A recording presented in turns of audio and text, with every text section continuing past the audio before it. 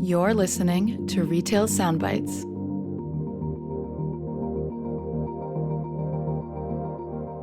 Hello, everyone, and welcome to the Kantar Retail Soundbites podcast for the week of October 27th. I'm Barry Thomas, our senior global thought leader, serving clients on global commerce, marketing, and future of commerce topics. Thank you so much for tuning in, and joining us on every show is my pod partner, Rachel Dalton. Hi, everyone. I'm Rachel Dalton, head of retail insights for the Americas here at Kantar. Our podcast is intended to share knowledge and insights on both North America and international retail and restaurant verticals. We kick off each podcast with the news and notes section to share innovative and impactful stories from the past 2 weeks. And then we introduce our Kantar experts or guest speakers to share insights on critical topics in commerce today. Today, we welcome Bala Gurumoorthy, VP of Category Management at Ferrero USA. But first, back over to you, Barry, to kick us off officially with our news and notes. Glad to do it. We'll start off with a little weekend update. Rachel, I'm down here in Florida, Jacksonville, Florida, my hometown, where we bought this place. It's kind of neat being on the river. It's a little different. I kind of like it. I don't know, maybe I have to make this the permanent residence. I don't know. Yeah. But I need to Airbnb this to afford it. But truthfully, so the big reasons for being down here is the Florida Georgia game. That's a huge marquee event for Jacksonville, Florida. It's called the world's greatest cocktail party. I came down early this week. Leslie has like Wayfair deliveries coming every day, Rachel. I mean, you name it, being shipped here. Oh my gosh. And so we're having our family all come in basically Friday, and Leslie, and then it'll be a wonderful sort of party event here. And then Friday, I'm playing in a golf tournament with a lot of my old friends. So it's just coming back home, Rachel. It's kind of nice. Oh, that's so nice. Yeah, very nice. Well, yeah, I had a good weekend. So it's Halloween on Friday, and my kids are extremely excited. We have our costumes all set, and including myself, I'm gonna wear the Elphaba hat and be. I love being a witch, but I love Wicked, so I'm gonna do that this year with the kids.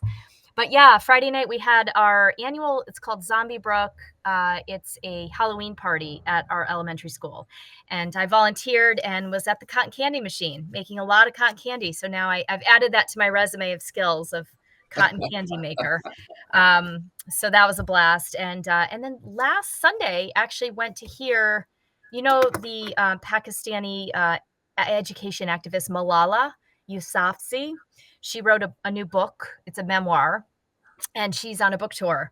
And so she's been a lot around on the talk shows, and she was in New Haven, Connecticut Sunday evening. So I went to hear her. She's very, very inspirational. So I cannot wait to read her book. So some like fun weekend things. Yeah. And Halloween, of course, is coming up, the actual trick-or-treating. So we have a couple things going on for that too. God, Rachel, I missed that. Now I have two questions. One, what will each of your sons be for Halloween? What is their costume? Yeah, so my oldest likes this show called The Boys. So there's a character Homelander, so he's going to do that. And my middle one is going to be like a ghost, just he has like a funny ghost mask. And then my little one, Michael Myers from the movie, the horror movie. I'm like, I don't even know what that is, but he's so excited about it. So we just got the mask delivered today from Amazon, and we went up to Spirit Halloween over the weekend, which is a great place, by the way, to go for Halloween, and got his part of the rest of the costumes. So they're all excited. Every year they really look forward to it. God, I missed that. See, I missed that. See, I'm over that stage. Secondly, what are you passing out? What was kind of a hit back in the day with me when I was working at Coca-Cola is passing out these little mini cans of like Fanta. That was kind of a big hit. That's cool. That's a cool idea. It's kind of heavy, but what are you passing out? Just so candy. So I've gotten let's see. This year I went to Five Below. I have it right here. Yeah, so I have all sorts of candy. I have Sour Patch Kids. That's a big hit with the kids. I have all Reese's, Kit Kats, Hershey bars. Yeah, different like little mini chocolates. And the Sour Patch, which they love. So that's this year. God, I love it. And is the house kind of dressed up a little bit, or you kind of have it a little bit? Okay. A little bit. We have some decorations outside. Not nearly enough, according to my kids. We should be decorating a lot more, but we do have a touch of Halloween decorations. Lots of great pumpkins. So yeah, Yeah, Love we're in the it. spirit. Well, we'll have a few over here in Jacksonville at our place. We'll have some candy, but we're more focused on football, Rachel. But we'll have if kids come by, we'll be kid friendly. Yeah. It's all good. Well, yeah. Sounds like a blast. It'll be fun. It will be. All right. News and notes. I'm going to start it off, Rachel. 6-pack of news and notes coming out of Retail Dive. Hottest topic out, it seems like. Retailers enter a generative AI feedback loop. I thought this article and some of the research here was a bit of a different take on kind of what's happening with brand AI visibility, et cetera. And just speaks to one of the biggest shifts underway is that retail search obviously is moving away from being user driven to becoming AI driven. Instead of shoppers searching, their own memory, typing in products or brands, they're increasingly letting AI recommend what to buy. Meaning brands can't just focus on being findable through keywords. They have to be obviously contextually relevant and ready to surface an AI powered recommendation loops, which is all the rage. So, in many ways, you could argue that new shelf space isn't so much a store. It is, but it's also maybe before that, it's an AI summary, which is it's kind of interesting. So, I do think what drives brand visibility and what's being published a lot, and we're doing some work on this, is earned media. Don't have time to go into that, but gosh, if you're a brand, you have got to be killing it with earned media because that's kind of what leads to you being selected. We want to be, we want to be viewable, but ultimately we want to be selected by the models. And so earned media is kind of a big point there. So there you go. Yeah, I mean, I think it's so important to go back to like the fundamentals of exactly that. You have to have really strong content. You have to make sure it's up to date because otherwise your data is not going to be read in the right way. So you want to try to make sure you're linking that context and your content back. And the only way you could really do that is through a lot of trial and error and testing, which I think is important. But yeah, the earned media question and just you need to show up and be visible. But in order to do that, you have to have that a really strong kind of base content fundamentals in place, and then understanding too of there's not a lot out there yet to understand how those algorithms work. So it's just a lot of testing, I think. But yeah, there's so much happening there for sure. It's fun. My piece of news is out of CNBC. I thought this was interesting. Barry, you'd probably be interested as well. It's about Wawa and how Wawa has been taking customers from like Wendy's, Burger King, Starbucks, the QSRs. We've talked about this topic a lot. But so Wawa is a major convenience store chain. It has a very devoted customer base. It has a great reputation for very fresh, high quality food and kind of a welcoming, kind of community oriented service model. And it's it's expanding. So its core markets are like Philly and South Jersey. It's moving now into the Midwest and down into the South. And it's definitely a food destination. So there's even like a cult-like following with its customers. They have merch, they've done wedding proposals at Wawa. So very strong loyalty, and that has remained strong even as prices have risen, not just at Wawa, but just in general across QSRs and major chains since pre-pandemic. So in particular, the article talks about how Wawa has seen particular success in the breakfast category. So it's definitely outpacing traditional QSRs for mornings. And it's scaling rapidly. They're aiming to get 1,700 store locations by 2030. And they have been growing revenue pretty substantially as well without M&As. So it'll be interesting to see, Wawa's going to move into new regions. But of course, many of those regions have local convenience stores with loyal followings. So it will be interesting to see how they work with that and continue to drive growth of their brands. So anyway, interesting story. I just think maybe they're the most food service forward C-store brand in the world. I mean, what's happening with them with their hoagies, their sandwich offers when they come into a traditional market? I've heard so many QSR sandwich franchisees just complain about the traffic loss. In fact, Rachel, I was in Nashville last week for the big Create Restaurant Summit, and we'll cover that probably in the next pod. But guess who came up in a couple times? Wawa. Yeah. Because they're taking traffic from QSRs, not just Yeah. because of the price and convenience, Rachel, but the quality of the food. Hello. Like, wow. Yeah. I mean, it's interesting. I took my Mm. kids there because we did a trip to Ohio a couple months ago. And we don't have Wawas here in Connecticut, so we liked going. We enjoy my kids. Great snacks, great drink options. We enjoyed it, so I can see why they're so successful. I was impressed when I went in. Making me hungry. Me too. Right.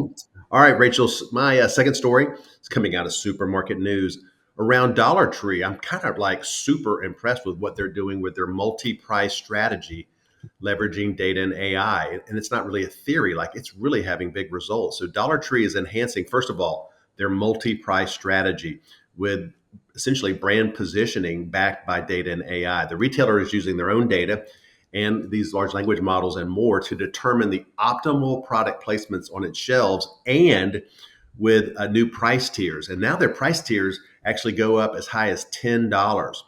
In this article, the chief merchandising officer, Brent, provided a real life example of how Dollar Tree has optimized its aisles, and it's a little breathtaking. By freeing up 4 feet of shelf space for higher demand items and shifting from shaving products to skincare products, sales increased by 26% for basically that department, which is just pretty staggering. And they're saying that space optimization has the potential to dramatically increase chain sales productivity without any new capital expenditures. And they're saying for customers, it just makes the store feel more curated and aligned with their needs. So for the business, it means higher returns on fixed assets. And they'll be rolling out essentially this model to all the other departments, really getting their space allocation right. All of this led by data science. And look at those numbers. I mean, Rachel, who's growing 26%? Hello. I know. I was just thinking that. I don't think I've ever seen that number. And then there you go. There's the power of data and AI right there working for you, to get you to this point of, wow, double-digit growth like that's massive. So next up for me, Barry, out of the New York Times, this attracted my attention when I was reading. It's about Nordstrom, and this year they have launched a 100-page holiday print catalog that includes stickers to help organize gift ideas. It reminds me of the Amazon holiday catalog that comes out every year. And I got the Nordstrom one and the Amazon one in the mail, and it's exciting. It's fun. It's like old school, but it kind of brings kind of goes back, back to that sort of old school feel of, hey, I'm going to look in the catalog, and there is an ease and convenience about it. It's fun. It's colorful. The goal, of course, with Nordstrom is to reach customers in home, and for them, they think that creates a stronger connection with their customers, and just kind of another part of their kind of ecosystem of accessing customers and providing an alternative way to shop for holiday.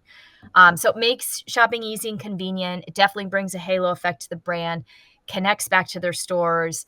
They're certainly cognizant of the current marketplace conditions and have a wallet-friendly section, and value priced items as well. And Nordstrom's doing well. I mean, now that they're a private company, but it did indicate in something recently that its sales were up 4.1% first half of 2025 versus last year.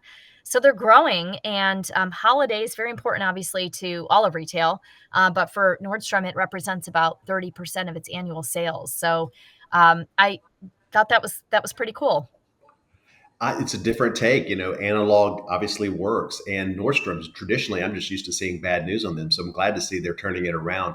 Don't see so many of those just on my, weekly sort of, jauntlet around suburbia. But that's good news. I mean, they were always, I thought, a pretty upscale and differentiated retailer in many ways.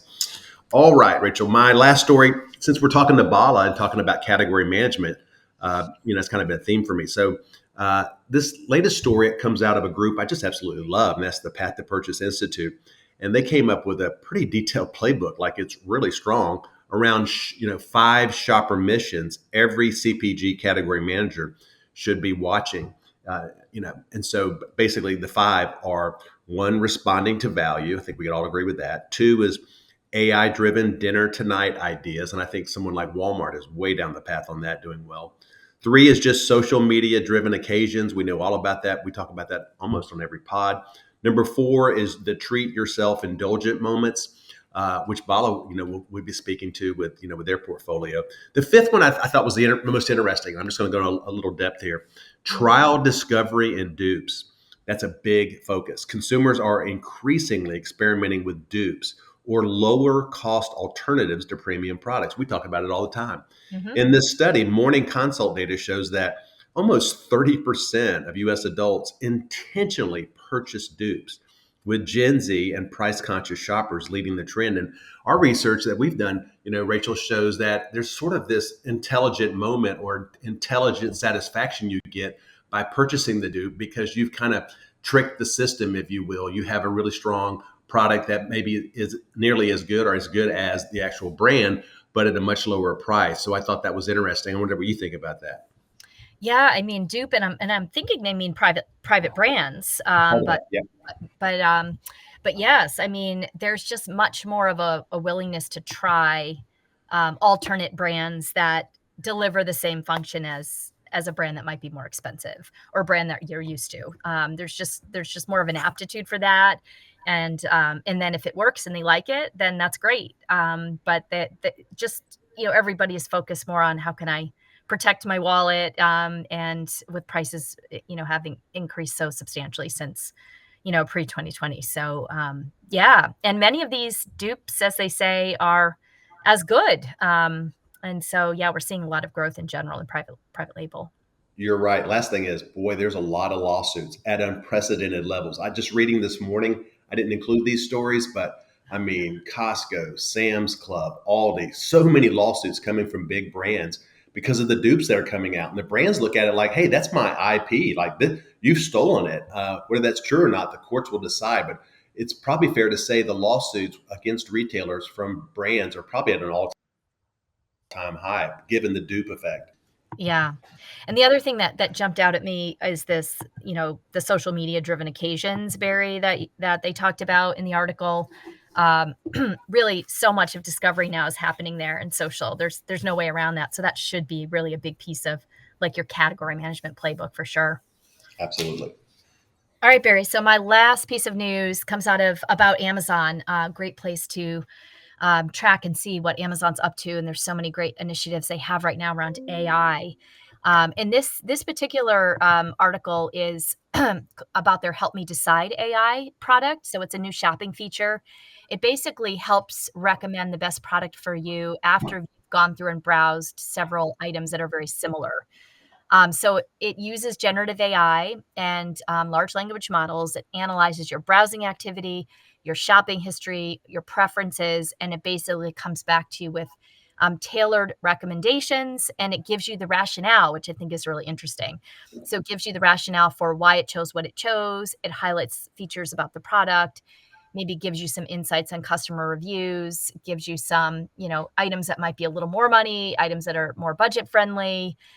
So basically, it's a tool building on all of the other AI shopping tools that Amazon has, like Interest. They have shopping guides, of course, the Rufus Gen AI chatbot assistant. And all of these are to make shopping easier and convenient for their customers and much more tailored and more personalized. And right now, the features available in the US in the Amazon Shopping app to millions of customers. It's also in the mobile browser. Um, and it's basically leveraging that AWS core technology of Amazon to make shopping more convenient, easy, and personalized. I love it, Rachel. You could argue that the leading retailers like Amazon that are integrating AI into every aspect of their business is certainly a more superior, more intelligent path to purchase. That's a mode. Like, that's a Yeah. real strategic competitive advantage. And if you're another retailer kind of looking at that, don't you just have to replicate it? Yeah, for sure. I mean, that's the power of like Amazon's technology platform, starting as a tech company first and having that strong integration already with retail. So they're pretty far along and pretty advanced and lots of stuff happening in beta. So really interesting to track what they do because it's really kind of a foreshadowing of what's next in digital commerce. No doubt. Love it. Great story. All right, Barry. Well, super excited for our guest today on our podcast. We have Bala Gurumoorthy. And Bala, as he's known to most, is the Vice President of Category Management at Ferrero USA. With nearly 23 years in CPG, Bala has worn many leadership hats, from insights and analytics to category leadership, and occasionally a party hat when celebrating team wins, which happens often. He lives in New Jersey with his wife and 15-year-old son, who he proudly calls his coach, mentor, and chief reality check officer. A firm believer that joy fuels performance, Bala brings energy, empathy, and double shot espresso level urgency to everything he does. One of his favorite sayings, we're not here to read the news, we're here to create it, which I love. That mindset defines his leadership, helping teams shape the future of categories through shopper-led growth, bold storytelling, and trusted retailer relationships. Bala is passionate about building teams that are curious, collaborative, and category obsessed, and believes success comes down to two principles: take care of people, take care of the business, and the rest takes care of itself. And always remember, the biggest room in the world is the room for improvement. When he's not building category visions with his team, you can find Bala quoting his son, talking cricket, playing tennis, or sneaking in a Kinder Bueno or two. So welcome to our podcast, Bala. We are so happy to have you. All right, Barry. Well, super excited to welcome our client and friend, Bala Gurumoorthy, to our podcast. Bala is the VP of Category Management at Ferrero, and we are super excited to talk to you today, Bala. Welcome to the podcast. Thank you, Rachel. Thank you, Barry. Glad to be here. Well, Bala, we're going to have a great chat with you. You're kind of a friend of ours, so this should be some fun. And we're going to get to this wedding you went to. We thought that was an interesting story. So at some point, we're going to weave that in here. But maybe just start off with in terms of business. So you were at the NACS event. That's obviously sort of a marquee event for sure. So maybe what were some of the big learnings for you? Having been there. Yeah, I was at NACS a couple of weeks ago. So as you all know, right, it's a flagship industry event. And this year was extremely important for us as well. So it was a proud moment personally for me as well. So this is the year in which we created what we call a category corner. So we always wanted to do this. So Ferrero generally has a fantastic booth. We generally showcase a lot of the best-in-class innovation, but this is the year we wanted to have a breakthrough in terms of how we show up as a category management team, more from a thought leadership standpoint. So we had a fun category corner where the team had like a touch screen with thought leadership on the industry. And as you all know, from a C-store perspective, units are challenged, trips are challenged from a C-store perspective. So in the category corner, we spoke about how do you bring trips back? How do you bring units back? The spirit of it was driving Ferrero's POV in the channel. So the team spoke a lot about the role of power brands, the role of power SKUs and the role of singles versus share, all the fun stuff in terms of thought leadership, and also the role of chocolate in bringing some of the trips back. And I would always say NACS is one of the most fascinating events. I've gone there for the last 10 years. If you think about sweets and snacks, it's very confections based. But when you think about NACS, you pretty much find confections players, you find snacking players, you find beverages, you pretty much find the who's who of the industry there. And what is more interesting as well is you also see more and more some of the tech startups, AI startups, pretty much 20-25% of the show.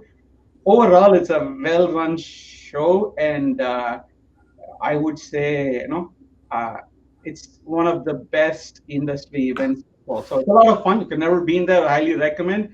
On a personal note, I always like it when it's in Vegas. This year it was Chicago. It's returning to Vegas next year, so I like it better when it's Vegas. I'd have to agree with that. And I can share, obviously with Coca-Cola, if you're in the beverage category, obviously you have to be at that show. The beverage companies have such a huge presence. Maybe just building on that, Bala, as you were talking to C-store operators, what are they looking forward to? It's a tough economic environment, but there are some green shoots of growth, loyalty marketing, digital convenience, et cetera. Did you pick up anything there, like more from the operator point of view, the C-store brand? Yeah, I think everybody's looking for that silver bullet on how to get trips back and units back, right? So it's always the challenge. What you see more and more, and I think there was an article today as well in CNBC, is some of the food forward retailers are growing more in terms of units, and so everybody's looking for how do you bring trips back, right? How do you get the conversion from the pump to the store? Again, everybody's looking for different revenue streams, whether it's from the pump, whether it's I would say from food service, or how do you drive conversion, right? So for us specifically, we focused a lot on how do you, we all know, especially within confections, almost 60% of the impulse happens within the channel. So we absolutely know the channel is very, very critical overall to drive the drive. I think everybody's trying to figure out as pricing creeps up in an inflationary environment, everybody's trying to figure out how do you drive the trial, how do you drive that conversion, how do you still keep that excitement. So I think cracking the code on innovation is key. And two is, I think, cracking the opening price point. Again, in C-store, we always say king is king, right? The larger pack. But as the share size goes above $4, I think it's critical to keep the opening price point. So I think most of the operators trying to figure out the role of the opening price point. How do you balance the mix of singles versus share? So that's always the conversation, all in the spirit of how do I drive trips back? We all know trips is down 5, 6, 7%, depending on the category. Well, you're so right. I would have to just not going to NACS this year, but gosh, affordability, opening price points. You're seeing brands that have a big business in that channel launch with sort of new lower price points that they traditionally have had. There's some risk there, but you just have to be affordable to that convenience consumer. And wow, really important. Rachel, anything else you want to ask about NACS? No, I mean, anything, Bala, that maybe you wished you heard more of that you didn't hear at NACS, or conversations that didn't happen that you thought should happen? I would say, meaning it definitely was similar to the prior years. I was walking through some of the new tech, I would say startups, right? I was looking for that magic bullet in terms of what AI can do. I haven't found the magic bullet yet on some of the automation, etc. But now, on the lighter side, I would say NACS is always a dangerous place to be for 3 days, because you have all types of confections, frozen entrees, everybody's sampling, giving you a lot of stuff. More than anything else, I was being cautious because after the NACS show, I was going to Denver for a wedding.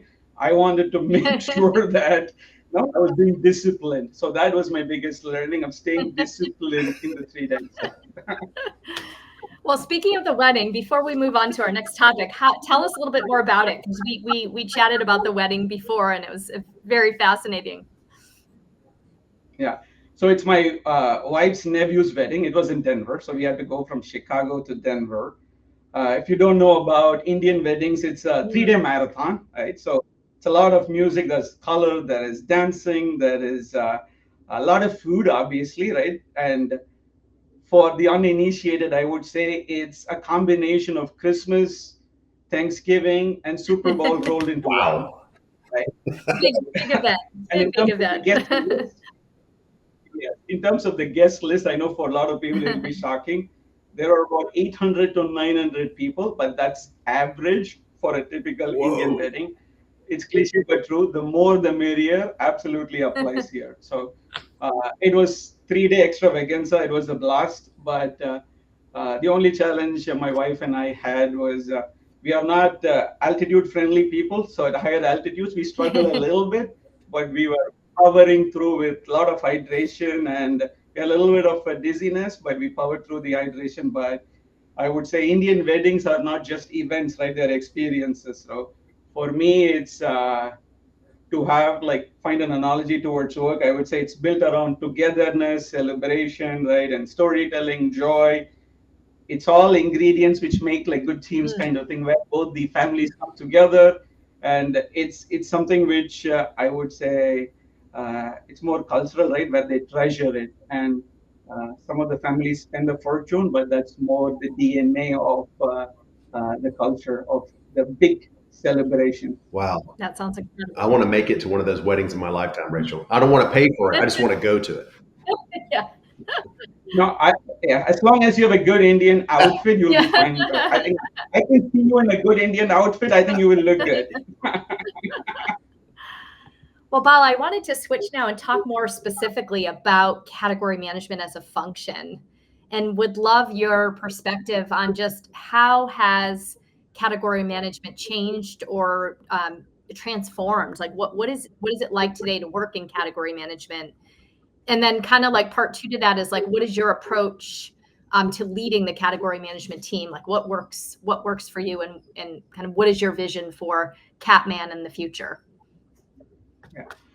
Uh, so category management, right? So I have had the privilege of leading the category management team here at Ferrero over the last 4 years. So we have about 40 plus people in category management.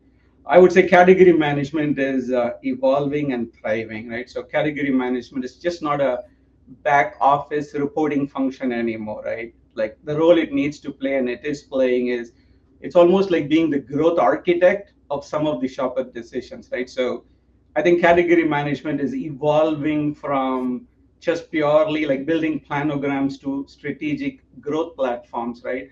Not just building scorecards, but how do you drive more insight powered activation? And the push we have internally is you don't want to just report the news about the category, but you want to create the news in the category. Uh, and I think most importantly, right, the category managers are commercial leaders, right? So shaping the future of the business both internally and externally. I would say in an environment in which in an inflationary environment where everybody is stretched, stressed, retailers are requiring sharper insights, right? And when we talk to retailers, we always talk about the gap. What are the gaps? What are the opportunities? How do you optimize price? And they're also looking for, I would say, support on advanced analytics, right? So I would say the key is like looking back is fine, right? Hindsight is always 2020, but retailers expect, I would say, more foresight in terms of where do we see the category growing.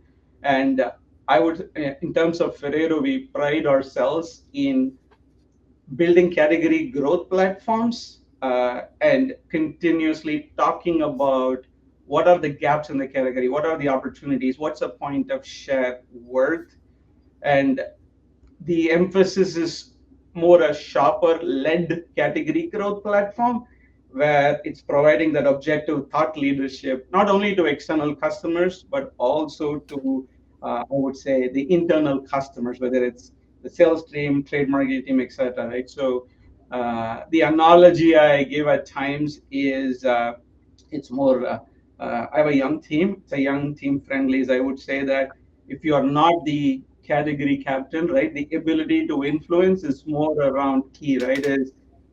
It's like dating. I would say if you talk about yourself, you're not going to get a second date. If you talk about us, how we can grow together, you'll always get a second date, right? So you need to talk about how we can grow the business together. And a lot of times we talk about the triple win, which is the retailer growing, the consumer winning, and the company winning as well, right? So it's more about leading with an external lens, prioritizing the retailer needs.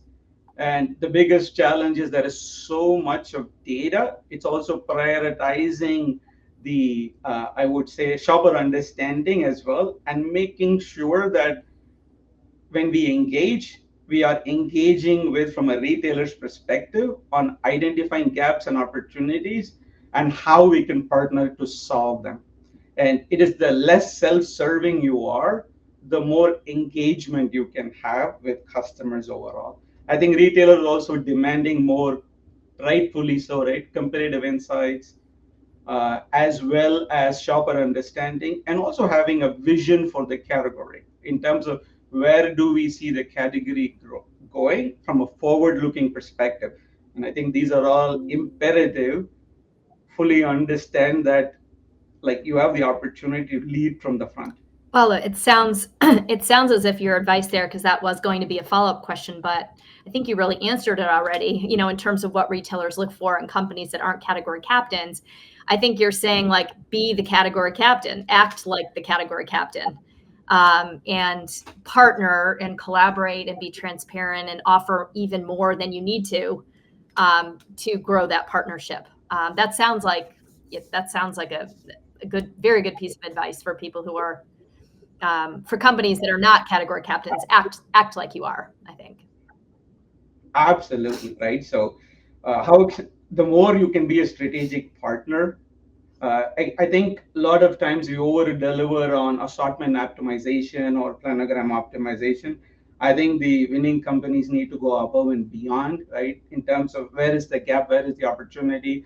Is there an opportunity with a particular cohort? I think everybody is, I would say, trying to figure out where the trips are going, right? We know that one end of the spectrum, value, right, is important. The other end of the spectrum, there is premiumization happening as well. So where do you find gaps? Where are the opportunities, right? Is it in a particular cohort? Is it in assortment? Is it in shelving, right? Peeling the onion and helping them understand where the opportunities are and how they could close that gap, right? Is the constant endeavor. Again, there is no silver bullet.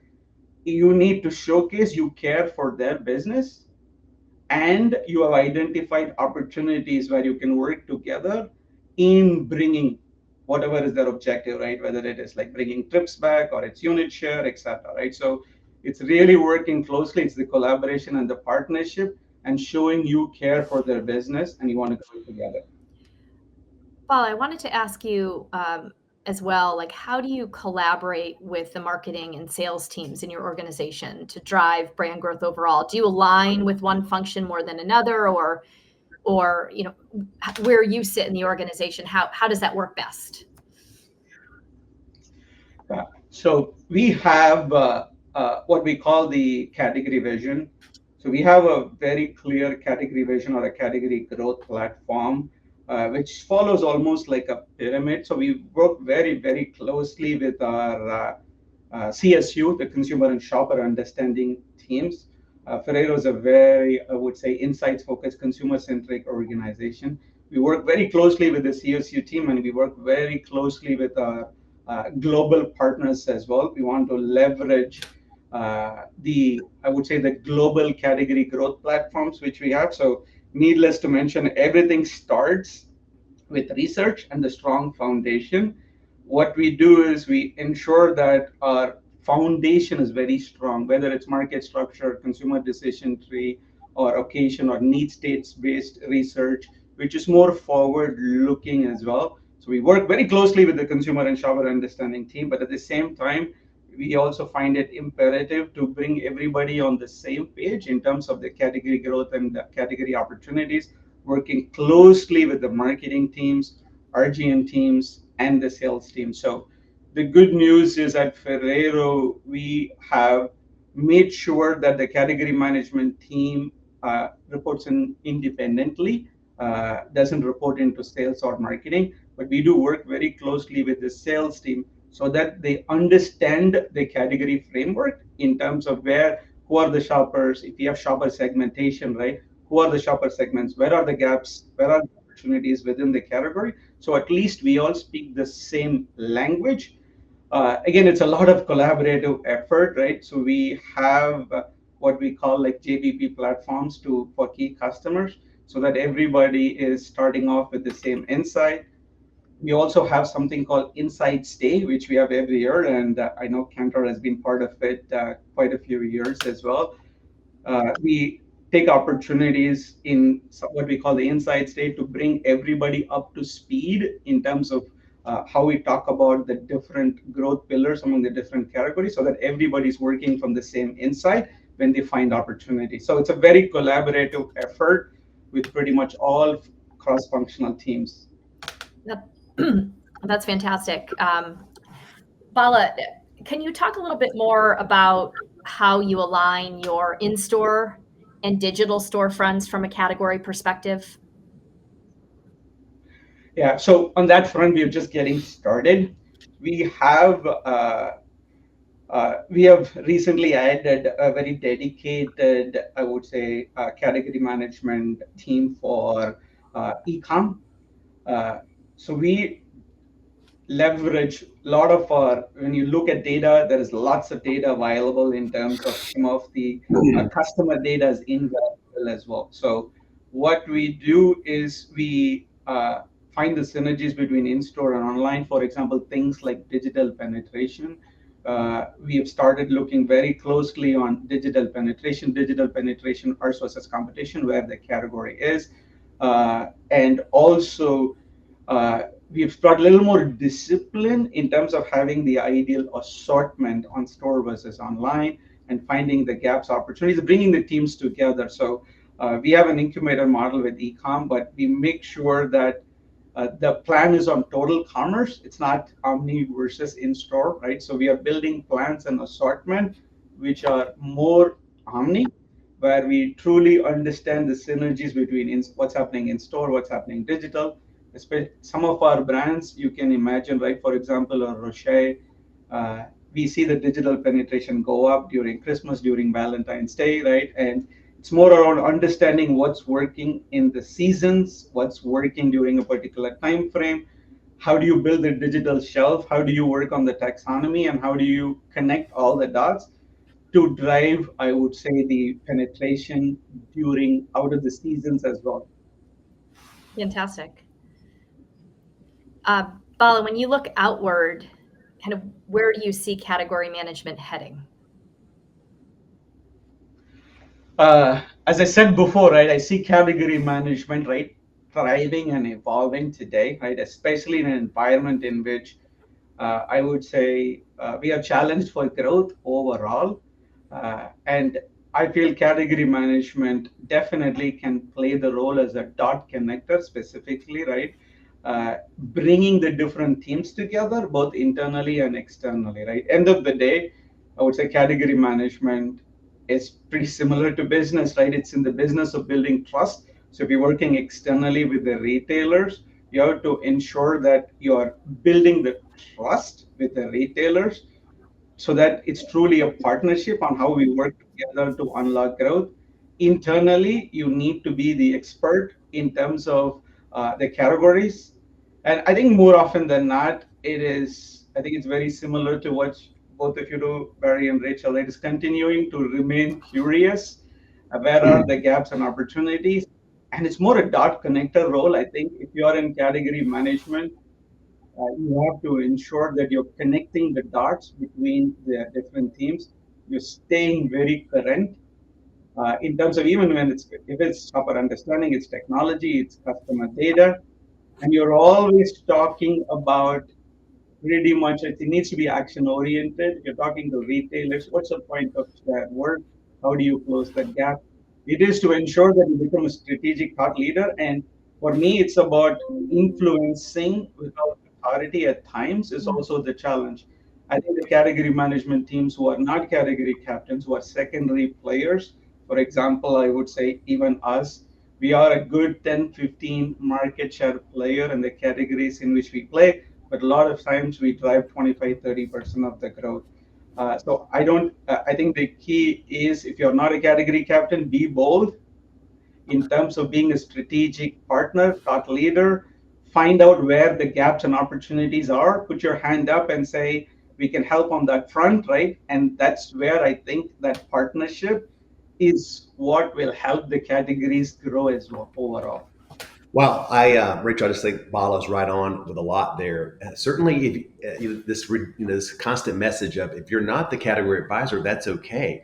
You can Mhm. still drive real value. Just act like it. Be a leader. And I think, along those lines, category management is becoming a bit more real time. It's becoming a bit more algorithmic or predictive. With all of these new data science tools we have happening and where we see certain vendors that aren't the category advisor. So there may be a smaller company. They're obviously sort of they're playing a role, but where they're adding a lot of value to the retailer is digital because so much of the growth is going to be coming from e-commerce. So if you can just act like that advisor and be sort of the digital category advisor, that's what we're seeing with some of these challenger brands driving real value for the retailer. And I know, Bala, you guys are building your capabilities there. So much of the growth will come from e-commerce, so we have to crush it there. Absolutely, 100%. All right. Well, before we finish up, Bala, is there anything else that you wanted to address, or any tips that you have for our audience listening in on how to advance the category management function overall? No, I would say I think a lot of it I already covered, right? As I said before, I would say don't be shy, right? Be bold, right? Stay current. I would say to stay relevant, make sure you're externally focused. I think a lot of times we make the mistake of being too internally focused. And I would say stay externally focused. And I would say the key for category management as well to evolve is we need to ensure that we're not reading the news, right? We are creating the news, less of reporting, and it's cliche, right? More in terms of the so what and now what mindset is always imperative. Less reporting, but more spending the time on solutions and how you bring the solutions, which are also scalable, right? And influencing formal without formal authority. Be bold, bring something valuable, and you will be called back again and again. I love that. Great coaching. Yeah. Thank you, Bala. This has been an awesome conversation, and really happy to have had you on. Thank you. Thanks, pal. Thank you again. And I hope someday I have a rotator cuff injury now, but hope someday I can play tennis with you guys. I may not be that good, but maybe we'll crack the That code. would be fun. We need to take you up on that. Absolutely. I'm all for it.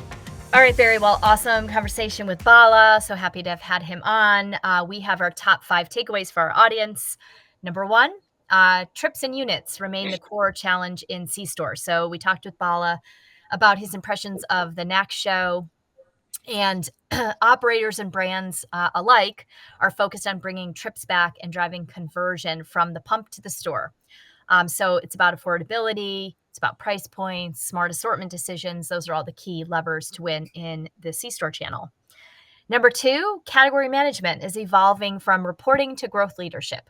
Bala emphasized that category management is no longer a back office reporting function. It's now positioned as a growth architect, shaping shopper strategy, driving activation, and influencing both internal and external partners with insight-led recommendations rather than just data. And number 3, omnichannel category strategies are still early but critical. So Ferrero's focused on building out its in-store and digital category strategies, and Bala noted the importance of connecting digital penetration, assortment, alignment, and seasonal moments to drive incremental growth. And this is becoming a new pillar for category teams. And number 4, price architecture and innovation are key to growth. Bala talked about, inflation pressuring impulse categories, especially.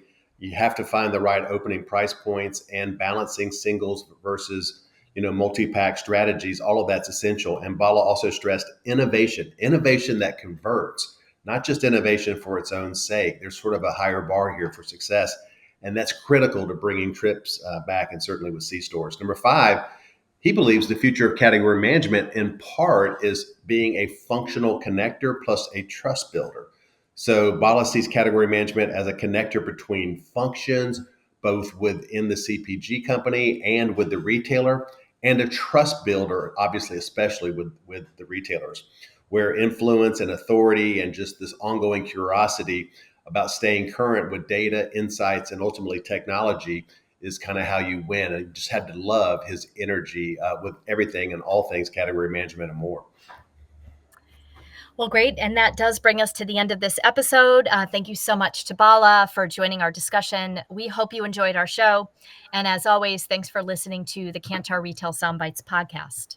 And please give us a review and a rating. We'd love to have that. And also want to thank Victoria for producing the podcast. And with that, we'll see you in 2 weeks.